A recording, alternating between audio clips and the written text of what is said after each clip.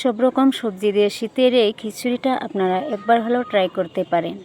এটা যতটাই মুখরোচক ততটাই কিন্তু স্বাস্থ্যকর। তাই এই নিরামিষ খিচুড়িটা আপনারা যাতে বাড়িতে পারফেক্টলি করতে পারেন সেজন্য থাকবে অনেক টিপস অ্যান্ড ট্রিক্স। তাহলে আজকে ভেজিটেবল খিচুড়িটা শুরু করা যাক। ভেজিটেবল খিচুড়ি বানানোর জন্য সর্বপ্রথম আমি নিয়ে নিচ্ছি একটা পাত্র। এটাতে আমি চাল আর ডালগুলো ভিজিয়ে নেব। চাল আর ডালটাকে আমি পানি দিয়ে ধুয়ে পরিষ্কার করে নেব। তো ভালোভাবে এটাকে 3-4 বার করে পরিষ্কার করে নিতে হবে। তো এভাবে করে আমি কষলে কষলে চাল আর ডালটাকে ধুয়ে নেব। তো এটা আমার ধুয়ে নেওয়া হয়ে গিয়েছে। এখন আমি এতে যে যে ভেজিটেবলগুলো কেটে রেখেছি সেগুলি আপনাদেরকে দেখাই।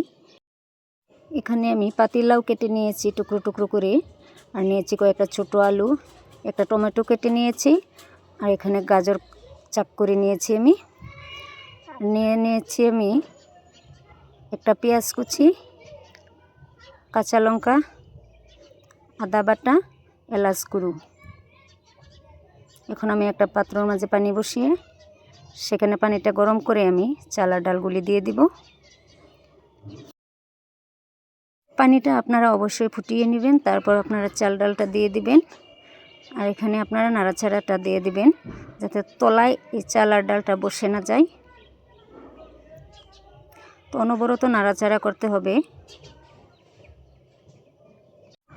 নাড়াচাড়া করার পর আমি এখানে দিয়ে দিব মরিচের গুঁড়া।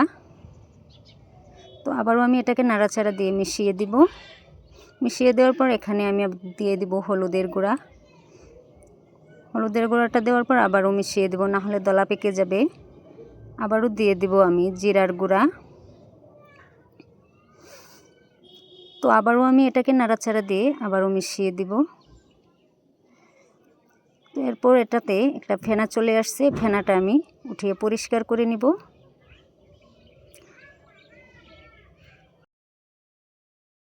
এখানে আমি বলে রাখি, যারা যেখান থেকে ভিডিওটা দেখতেছেন লাইক কমেন্ট আর বন্ধুদের সাথে শেয়ার করে দিবেন। আর আমার চ্যানেলে যদি নতুন হয়ে থাকেন চ্যানেলটাকে সাবস্ক্রাইব করে দিবেন। তো ফেনাগুলি আমি উঠিয়ে নিয়ে এটাকে আমি পরিষ্কার করেছি।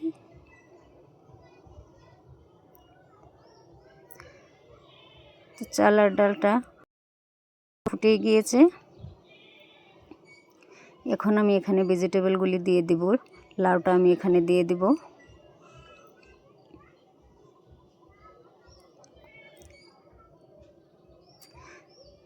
এরপর আমি এর সাথে আলুটা দিয়ে দিব, গাজর কুচি দিয়ে দিব, তার সাথে টমেটো দিয়ে দিব। দেওয়ার পর আমি নাড়াচাড়া দিয়ে সবগুলি মিশিয়ে নেব।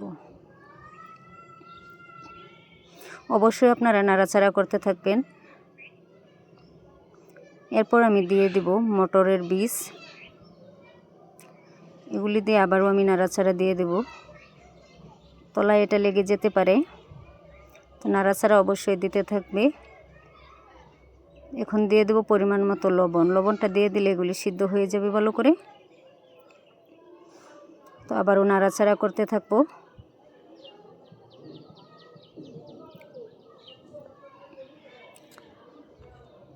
তো আমার খিচুড়িটা প্রায় 50% কুক হয়ে গিয়েছে। তো দেখেন এর কালারটা কত সুন্দর হয়েছে। সব ভেজিটেবল একসাথে সিদ্ধ হয়ে গিয়েছে।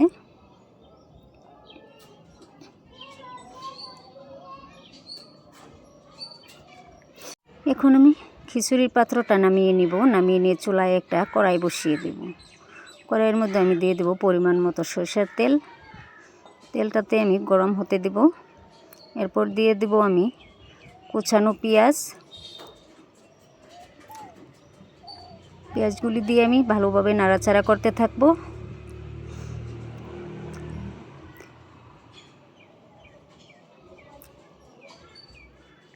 পেঁয়াজে লাল একটা কালার আসা পর্যন্ত আমি এটাকে ভাজতে থাকব। এরপর আমি এখানে দিয়ে দেব 2টো তেজপাতা। তেজপাতাটাও আমি এখন ভেজে নিব। এর কালারটা সুন্দর হয়ে গিয়েছে। এর সাথে দিয়ে দেব পাঁচফোড়ন। তো আবারও আমি নাড়াচাড়া করে এটাকে ভেজে নিব।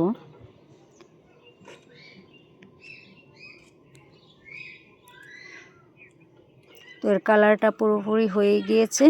এখন আমি খিচুড়িটা এখানে ঢেলে দেব। তো আমি এটা ঢেলে দেওয়ার পর আমি এটাকে ভালোভাবে নাড়াচাড়া দিয়ে নেব, যাতে এর তলায় লেগে না যায়। তো দেখেন বন্ধুরা, খিচুড়িটা অনেকটাই সুন্দর হয়েছে, আর গ্রানটাও অনেক সুন্দর হয়েছে, খেতেও বেশ মজার হয়েছে।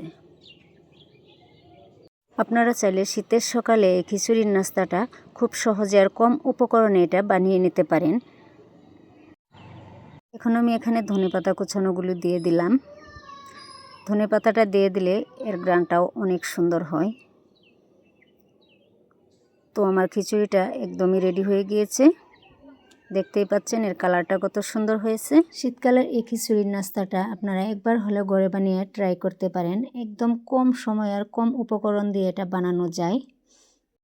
তো দেখতেই পাচ্ছেন আমার খিচুড়িটা প্রায় রেডি। এখন আমি একটা বুলের মধ্যে খিচুড়িটাকে নামিয়ে নিব। দেখতেই পাচ্ছেন খিচুড়ির কালারটা কেমন সুন্দর হয়েছে, আর গ্রানটাও অনেক সুন্দর হয়েছে, খেতেও বেশ মজাদার হবে। এইভাবে খিচুড়িটা বানিয়ে ঘরে আপনারা একবার হলেও ট্রাই করতে পারেন। আজকের ভিডিওটা আমি এখানেই শেষ করলাম। আবারও দেখা হবে নতুন আরও একটা ভিডিওতে। সবাই ভালো থাকুন, সুস্থ থাকুন। আল্লাহ হাফিজ।